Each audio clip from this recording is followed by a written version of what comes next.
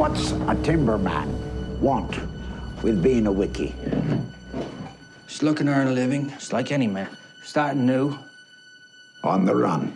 After his sensational debut film The Witch, where a small family of Puritans in their isolated farm are besieged by supernatural forces, director Robert Eggers seems to want to one-up himself here with an even smaller cast and a more isolated setting. You have Robert Pattinson and Willem Defoe playing a pair of lighthouse keepers who turn increasingly unhinged when their relief fails to show up.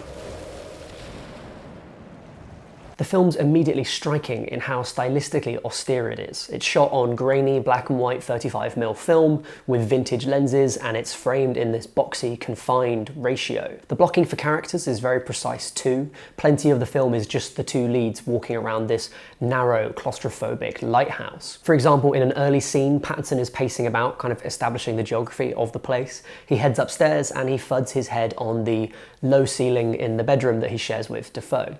There's a pillar in the middle of the room that blocks out the window, so there's this kind of gloomy space.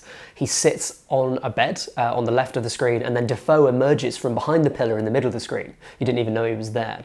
There's plenty of clever, even tricksy visual language like that in the film, and it's aided by the rhythmic edit and the sound design. The foghorn never stops sounding, the engines judder on, the wind howls. It all adds up to this intensely foreboding tone, something portentous. There's this horrific sense that something is coming, that something is already here maybe, that something is very, very wrong. The visual language of the film is specific then, but the character's language even more so. Eggers researched the vocabulary and the accents of the script extensively, really nailing a specific time and place, which in this case is New England in the 1800s. That sense of place does wonders for the film, which should come as no surprise to fans of The Witch, which used a heavily researched Puritans dialect to similar effect. You feel transported to the era, to the place, and there's something almost pre-technological about it, which fits well with the horror elements of the film, in which something ancient and old is bothering Pattinson. That's not a horrific creature, bear in mind, although there are plenty of Lovecraft-adjacent images in the film. The real issue is his physical body, his denied connection to its pleasures,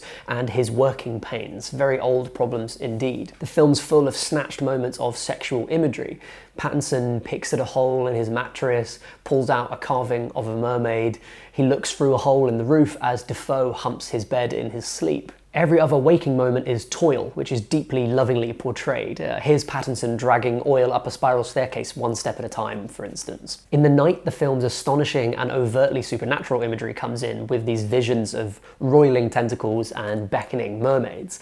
Now, how real any of this is ultimately left up for grabs, but the clear context is one of sexuality and resentment intermingling, about to boil over. Eggers' film never lets up and never runs out of steam, building to a thrilling climax that, like the rest of the film, is as rigid in its stylistic approach as it is loose in its application of dream logic. If you can get into the groove of Eggers' very specific approach, very strict approach to filmmaking, if you can put yourself in the mindset of those mysterious but well-drawn characters, The Lighthouse will prove a very illuminating experience.